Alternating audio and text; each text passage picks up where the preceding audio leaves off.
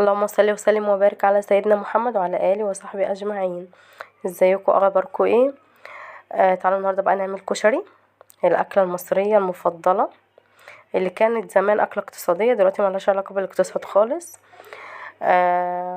جيبي بقى الحمص بتاعك، مش لازم تنقعيه من بالليل او تنقعيه من فتره، لا عادي انزلي عليه بكاتل ميه سخنه واركنيه نص ساعه مثلا او ربع ساعه. تمام. جيبي العدس بتاعك بقى، اغسليه يا اختي وعلقيه على النار، طلعيه على النار. المية السخنة ايدنا عليها، غلت، نزلنا عليها بالمكرونة، اسباجيتي واقلام، حمرنا الشعرية، ارمي عليها الرز، قلب قلب قلب قلب قلب، شقلب شقلب شقلب شقلب. انزلي عليه بالمية، انزلي عليه بشوية ملح. ايه ده كل ده بنقلب فيه؟ ماشي، ما علينا، اهو المية جت اهي. شوية ملح. ايوه كده يا اختي، ايوه كده ايوه كده. المكرونة بقى ننزلها ايه، اللي هي بتندخ كده، يعني مش مسلوقة قوي، لا هيبقى لسه ايه 3/4 سلق. تمام. ونزليها من على النار. كده الاساسيات خلاص. نخش بقى ايه على البصل. هاتي بقى نص كيلو بصل كده، كمية محترمة، قشريهم وقطعيهم. انا مش عارفه انا كنت قلبه بوزي هنا كده ليه، يا ساتر يا رب. المهم ما علينا، سيبكم منها خالص، ما تبصوش عليها. ايوه كنت بتخانق اهو مع حد، والله انا على طول بتخانق مع عيالي. بفتكر كنا بنتخانق ليه.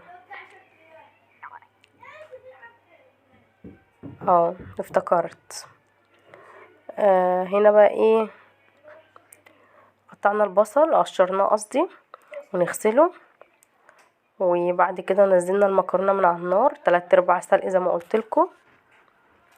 هاتي بقى شويه زيت في حله، والكشري ما بيتحطلوش سمنه ولا اي حاجه، هو زيت بس، يعني ما ينفعش تعمليه بسمنه، مش هيبقى حلو. شويه زيت، وخرطي بصلايه تقطيع صغير، وبعد كده نحمرها بقى في الزيت. ايوه ثواني، ناخد بس بق ميه.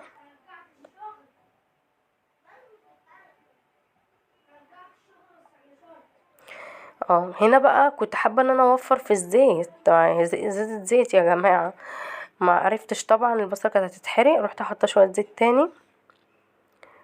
يطلع بقى الحمص على النار، كنت سايباه ربع ساعه، حطيته على النار. هقولك بقى سر يخلي الصلصه بتاعه الكشري احسن من بتاعه المحلات كمان، مش هقولك زيها، اقسم بالله احسن منها. حطي معلقه توم على البصله وحمريهم مع بعض. انزلي بقى بالطماطم، شويه ملح، شويه كمون، شويه كزبره، بس كده. الكشري مش بيتحطله بهارات غير هما ال3 حاجات دولت. نسيبها بقى تتسبك.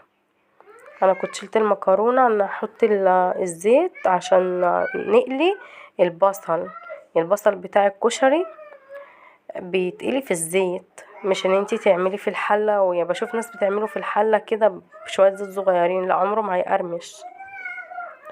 وهقولك برضو على تكايه تخلي معاكي الكشري، تخلي قصدي معاكي البصله مقرمشه. حسيت ان انا بتكلم بعمق كده وجد، مش عارفه ليه، ابتدينا الفيديو هزار وبعد كده قلبنا جد. هقولك بقى ايه هي. هتخرطي البصل جوانح، تمام. هتجيبي بقى شويه دقيق، ترشي عليهم شويه دقيق، وتقلبيهم كلهم كده ببعضهم. الدقيق ده بيخليه مقرمش تحفه.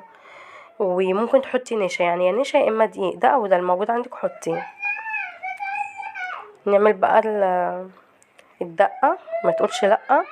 حطينا شويه توم، حطينا ميه، حطينا خل، حطينا ليمونه، حطينا برضو كمون وملح.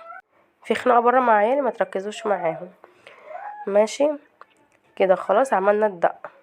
احنا كده تقريبا الكشري خلاص خلص. ماشي.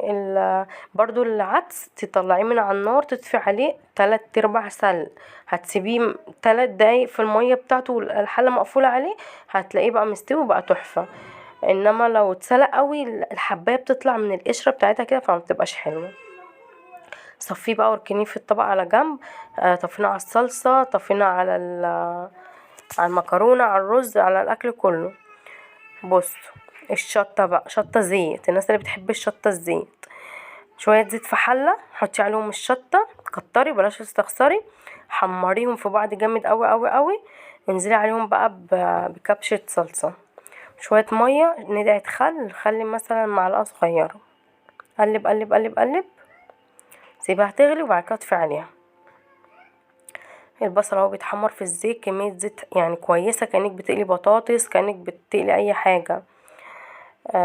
طلع. بصوا بقى عامل ازاي، لونه ذهبي وجميل ازاي.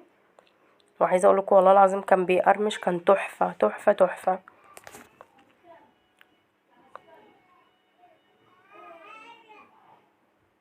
اركن الحمص بقى. الحمص برضو استوى وكان جميل ومستوي، ما كانش ناشف ولا اي حاجه، ومش يعني مش نقعاه ولا اي حاجه. نصفيه من الميه ونركنه. ادي كده معانا الدقه، معانا الحمص، معانا البصل، معانا العدس، معانا الشطه. وما تركزوش معايا عشان انا مهيسه النهارده. تمام. نغرف بقى. بصوا المكرونه مفلفله ازاي. ايوه ايوه، كفايه كده كفايه. احنا بنحب ناكل ناكل الكشري في طبق واحد، يعني مفيش حاجه اسمها كل واحد طبق والجو ده، لا. بنحب ناكل كده احنا وانا والعيال. مش عارفه هو الرز باين هنا ابيض ليه، وما كانش ابيض كده خالص، بس مش عارفه في ايه يعني. حطي بقى المكرونه، حطي فوقها الرز.